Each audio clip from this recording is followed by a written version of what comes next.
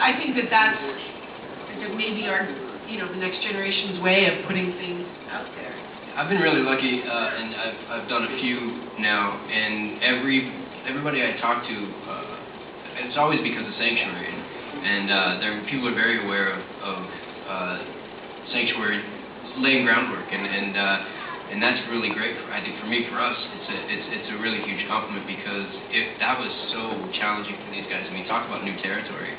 Sanctuary's in the Guinness Book World Record, for the web series, and it's pretty incredible. And people talk about that all the time when we do were these just things. too dumb to know any better.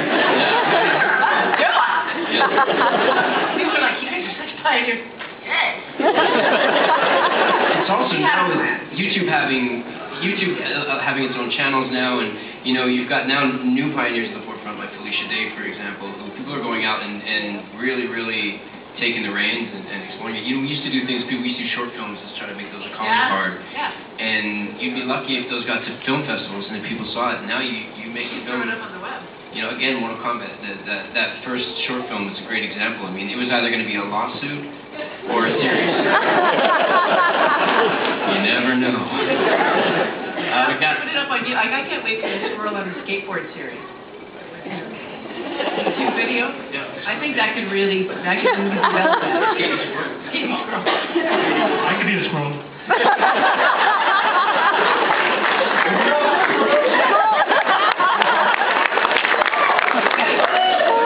We got a gentleman with sunglasses and his arm has been out for like 5 minutes. Ow. Amanda, how you doing today? We love you, by the way. Thank you.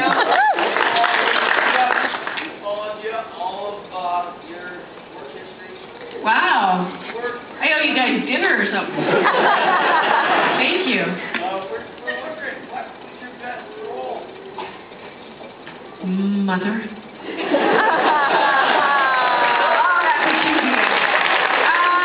What's really interesting for me, my career has been such that the roles, Sam Carter was perfect for me at the time that I played her. And the way that she was written and the way that she developed and the way that I developed, I think we both came into our own as women and scientists. And so I really felt like we grew up together. And then Helen Magnus kind of came at the right time for me to do something completely challenging, but also to play a woman with a bit more gravitas and, somebody who understood motherhood and somebody who, had shouldered a big responsibility, even just in a business sense. But then, Helen sort of embodied a lot of what I was going through personally. So I've been really lucky that the characters that I've been able to play have, been right for the time in my life. So I can't say that there's a favorite. It's just... What accent? Bloody hell, I didn't know what you're talking about. The accent is, well, I was born in England and I grew up in a very British household, so I've heard the accent. I go to England every year, so it's not hard for me to fall back into the British accent. But Helen was like a British accent with a bit of a North American worldly twist, because she's been around for so long and has traveled the world. So it was a bit of a challenge. And then after a while, it was easy. It's like Sam Carter. I put on the army boots and I felt like Sam Carter. Put on the stilettos and I felt like Helen. Right? Thank you. Red sweater, right there, yeah. This is actually for Chris. Can you talk about how much fun it is to play baby and get away with things on the rest of the cast? Like to be on the book.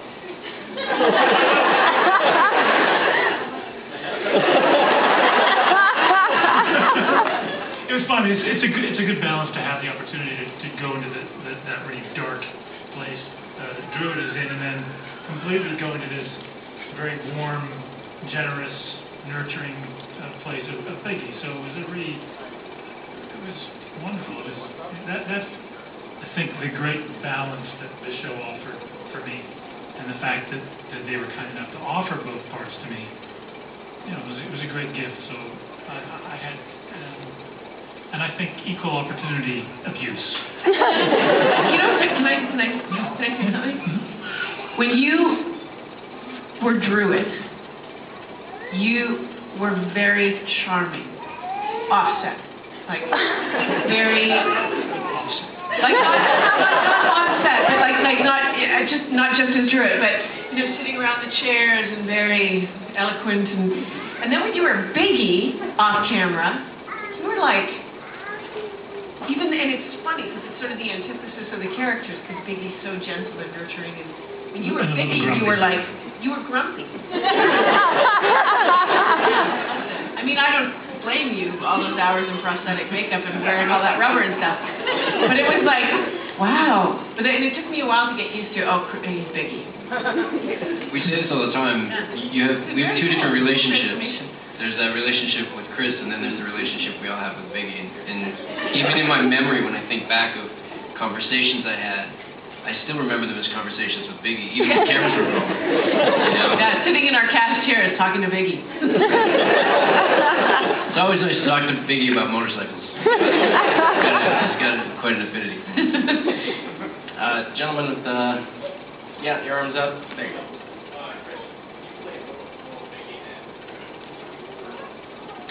Well, Everyone hear that? No. which, Preference between a Druid and Biggie. well, here's the thing. As I was saying, they're both fantastic characters, but I don't know if you noticed, but only one of them got to kiss Helen Magnus.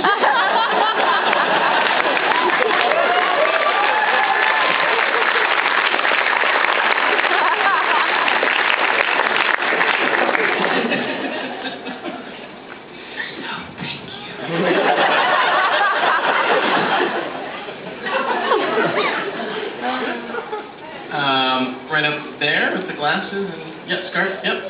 Hi, this is a question for Amanda. I am a woman who is an engineer, and I wanted to say, first of all, thank you very much for giving your roles as Samantha Carter and Helen Magnus to show a strong woman in the science field, because that shows a lot of inspiration for my engineering. I wanted to ask, do you do a lot of preparation? Do you have to do a lot of science starting for both roles? Did you have to do a lot of preparation all the time, or did you do a lot of research? I did a ton of research. Before shooting the pilot for Stargate and throughout the series, I did a ton of research. I became an astrophysicist in my mind. I really did. What I would do is I would take any of the techno jargon and break it down into layman's terms so I could explain it to anyone, and then build it back up again with all the technical terms. And I've told this story before, so forgive me if you've heard it, but there was a script once on Stargate, and there was this equation, and it didn't make sense. It wasn't like an actual mathematical equation, but there was this, if this happens, then the effect is this, and this many people die. And I kept bumping in the script, and finally, I wrote out the mathematical equation. And I was like, and if that's x to the power of that over this, and this power of pi, they're off by like 100,000 people. I'm so proud of myself. So I was marching up to Brad Wright's office, just shocked with myself. And I went, Brad, there's the problem. Here's the equation.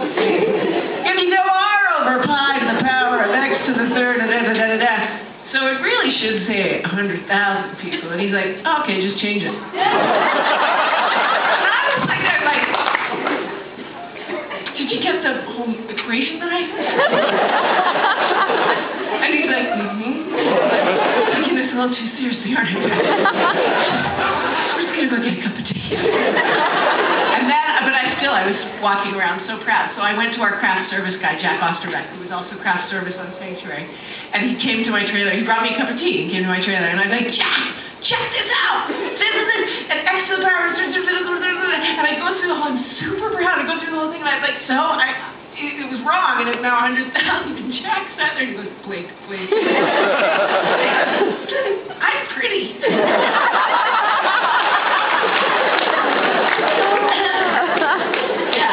So I did read. It's a long answer to your very simple question. Yes. Right there, last. Your line from Biggie to things like Marcus on Twilight. No, I'm contrarian. contractually obligated not to say anything about those shows. But at the same time, I'm contractually obligated to say the lines that are written down. So I was very happy that I got to say that. That was Damien. Matt, bad girl?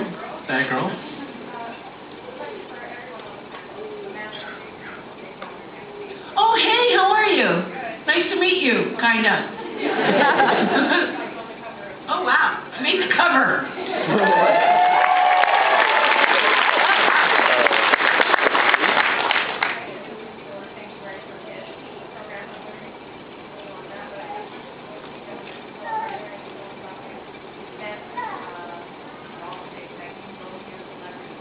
Did you say golfing? It's a perfectly good walk run by the little white balls.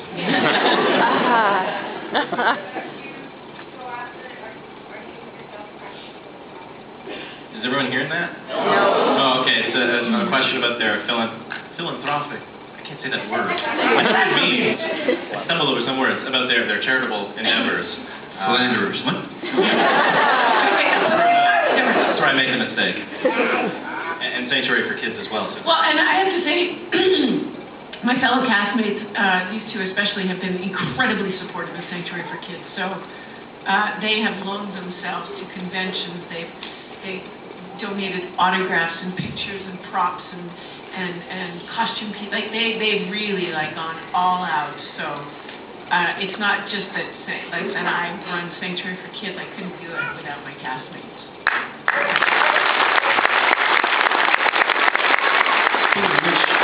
I think you're doing a Sanctuary for Kids thing tomorrow. Yeah. So yeah. Okay. You should check it out. Okay. I read the things. Sanctuary for Kids. I just say go there, and I go okay. So you should go there. Should I sign, smile, or talk?